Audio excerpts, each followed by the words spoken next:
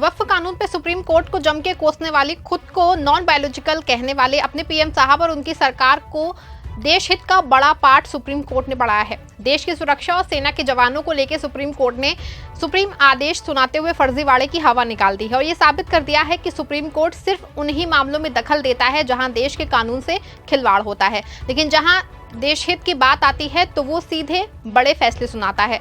बता दें आपको कि एक और जहां सुप्रीम कोर्ट का पहलगाम आतंकी हमले की न्यायिक जांच को लेकर बड़ा फैसला आया है, दूसरी ओर सुप्रीम कोर्ट के कटघरे में खड़ा करके मोदी सरकार को भी सिट्टी पिट्टी उसके गुम है। सुप्रीम कोर्ट ने पहलगाम आतंकी हमले की न्यायिक जांच पे कौन सा बड़ा फैसला सुनाया है और पूरे फैसले में मोदी सरकार के लिए क्या, कैसे मोदी सरकार के होश उड़ गए हैं, ये सब कुछ मैं आपको अपनी रिपोर्ट में बताऊंगी। साथ ही इस पर भी चर्चा करेंगे कि मोदी सरकार कैसे सुप्रीम कोर्ट से बीते दिनों दो हाथ करने के मूड में दिखाई दी है। नमस्कार, आप देख रहे हैं 4 PM और मैं हूं आपके साथ सिमरन। दोस्तों, जैसा कि आपको मालूम है कि देश में पहलगाम आतंकी हमले से पहले सिर्फ एक ही बात चर्चा हो रही थी कि मोदी सरकार की ओर से लाया गया वक्फ कानून गलत है या सही है। आपको बता दें कि जैसे मोदी सरकार ने सदन में वक्फ बिल को पास करके राष्ट्रपति के हस्ताक्षर से कानून बनाया, वैसे ही वक्फ कानून सुप्रीम कोर्ट पहुंच गया और एक दो नहीं, वक्फ कानून के विरोध में 70 से ज्यादा याचिकाएं सुप्रीम कोर्ट में दाखिल की गई हैं। सुप्रीम कोर्ट ने 2 दिन लगा के सुनवाई की और मोदी सरकार को कटघरे में खड़ा कर दिया। सुप्रीम कोर्ट ने नए वक्फ कानून पे रोक लगाते हुए 7 दिन के अंदर मोदी सरकार से जवाब दाखिल करने का निर्देश दिया। सुप्रीम कोर्ट के चीफ जस्टिस संजीव खन्ना ने साफ तौर पे कहा कि फिलहाल जब तक सुनवाई नहीं पूरी होती है तब तक कोई भी नियुक्ति नहीं होगी। हालांकि जैसे ही सुप्रीम कोर्ट में CJI ने सुनवाई शुरू की, मोदी सरकार तिलमिला उठी। संवैधानिक पद पे बैठे उपराष्ट्रपति जगदीप धनखड़ का सुप्रीम कोर्ट के खिलाफ बड़ा बयान सामने आए हैं। जगदीप धनखड़ ने सुप्रीम कोर्ट पे सुपर संसद बनने का आरोप लगाया।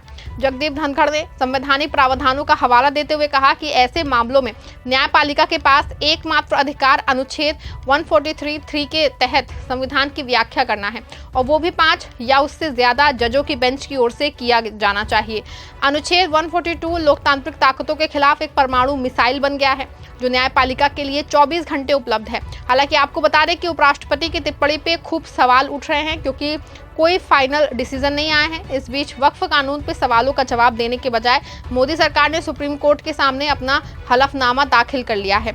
ये हलफनामा जवाब कम, धमकी ज्यादा दिख रहा है। खबर मौजूद है, खबर आप देखिए। मोदी सरकार ने अपने जवाब में साफ तौर पे कोर्ट को पूरा मामला बंद करने की बात कही है।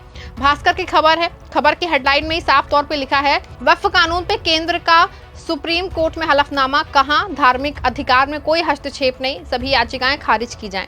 आपको बता दें कि सरकार ने सुप्रीम कोर्ट के आदेश के बाद जो मोदी सरकार ने हलफनामा दाखिल किया है उसमें विधायिका की धमकी ज्यादा है। मोदी सरकार ने सुप्रीम कोर्ट में अपने हलफनामे में लिखा है, अफवाहें फैलाई जा रही हैं कि संशोधन से धार्मिक स्वतंत्रता के मौलिक अधिकारों को छीन लिया जाएगा। आप इस बिंदु पर विचार कर सकते हैं। सुप्रीम कोर्ट किसी कानून की विधायी क्षमता और मौलिक अधिकारों के उल्लंघन के आधार पर समीक्षा कर सकता है। इस संशोधन कानून से किसी भी व्यक्ति के वक्फ बनाने के धार्मिक अधिकार में कोई हस्तक्षेप नहीं होता। केवल प्रबंधन और पारदर्शिता सुनिश्चित करने के लिए इस कानून में बदलाव किया गया है। संसद द्वारा पारित कानून को संवैधानिक रूप से वैध माना जाता है। विशेष रूप से संयुक्त संसदीय समिति की सिफारिशों और संसद में व्यापक बहस के बाद बने हुए कानून। संसद ने अपने अधिकार क्षेत्र में काम करते हुए सुनिश्चित किया है कि वक्फ जैसे धार्मिक बंदोबस्त का प्रबंधन किया जाए और उसमें जताया गया भरोसा कायम रहे। आपको बता दें कि निजी और सरकारी कंपनियों पर अतिक्रमण करने के लिए प्रावधानों का दुरुपयोग किया गया है। मुगल काल से पहले, आज़ादी से पहले और आज़ादी के बाद वक्फ की कुल जमीन 18,29,163 एकड़ थी। चौंकाने वाली बात यह है कि 2013 के बाद वक्फ भूमि में 20,92,072 एकड़ की वृद्धि हुई है। वक्फ संशोधन अधिनियम 2025 वैध विधायी शक्ति का वैध प्रयोग है। देखा आपने, सरकार की ओर से जो हलफनामा दायर किया गया है उसमें साफ तौर पे विधायी की बातों को जो है उसमें सर्वोच्च बताया गया है और याचिकाएं खारिज करने की बात कही गई है। हालांकि अब इस पे सुप्रीम कोर्ट क्या फैसला लेती है ये तो 5 मई को सुनवाई के बाद ही पता चल पाएगा। लेकिन उपराष्ट्रपति के बयान और वक्फ कानून पे मोदी सरकार की दलील से ये पूरी तरह से साफ है कि मोदी सरकार सुप्रीम कोर्ट को बेमतलब कोसने में लगी है। जबकि ये साफ है कि सुप्रीम कोर्ट के पास पूरा अधिकार है कि वो संविधान की मूल भावना से खिलवाड़ होने को पूरी तरह से रोके।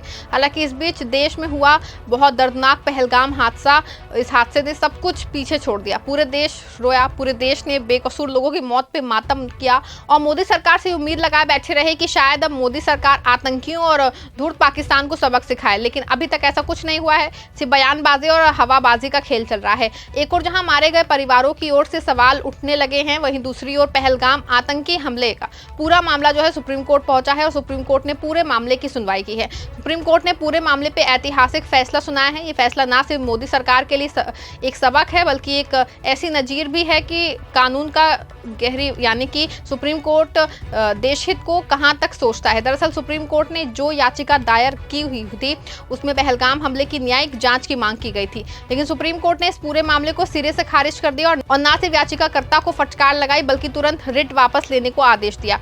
आपको बता दें कि जस्टिस सूर्यकांत और एनके सिंह की बेंच ने याचिकाकर्ताओं को फटकार लगाई। कोर्ट ने कहा कि ये संवेदनशील समय है, पूरा देश एकजुट होकर आतंकवाद के खिलाफ खड़ा है। क्या आप सिक्योरिटी फोर्स का मनोबल गिराना चाहते हैं? ऐसी याचिकाएं कोर्ट में मत लाइए। ऐसी जनहित याचिकाएं दायर करने से पहले जिम्मेदारी से काम ले। देश के प्रति भी आपका कुछ कर्तव्य है। आप रिटायर्ड जज से जांच करने के लिए कह रहे हैं। हम जांच के एक्सपर्ट कब से बन गए? हमारा काम केवल फैसला सुनाना है। हालांकि कोर्ट ने कहा कि स्टूडेंट की सुरक्षा से जुड़े मुद्दे पे आज हाईकोर्ट जा सकते हैं। इसके बाद 3 याचिकाकर्ताओं में से एक ने याचिका वापस ले ली। आपको बता दें कि सुप्रीम कोर्ट का ये फैसला नजीर है। जिस तरह से वक्फ कानून पे मोदी सरकार सुप्रीम कोर्ट पे लगातार आक्रामक थी और वो विधायी की धमकी दे रही थी, लेकिन अब जब देश हित का मामला सामने आया तो सुप्रीम कोर्ट ने सीधे तौर पे ना सिर्फ याचिका खारिज की बल्कि वकील को कड़ी फटकार लगाते हुए कहा कि ये कौन सी बात हुई, हम फैसला सुनाने के लिए हैं, जांच करने के लिए नहीं है। ऐसे में साफ है कि सुप्रीम कोर्ट ने ना सिर्फ देश और सेना के मनोबल को बढ़ाने का काम किया है बल्कि ये भी साफ किया है कि उनके लिए देश हित और संविधान सबसे पहले है। आपका इस पूरे मामले पर क्या मानना है? क्या सुप्रीम कोर्ट ने पहलगाम की न्यायिक जांच को खारिज करके सेना के मनोबल को बढ़ाया है? क्या ये मोदी सरकार के लिए एक सबक नहीं है, जो बार बार सुप्रीम कोर्ट को विधायी की धमकी दे रहे थे कि सुप्रीम कोर्ट अपने हद में रहे? अपनी राय कमेंट से बताइएगा। इस खबर को लाइक शेयर करिएगा।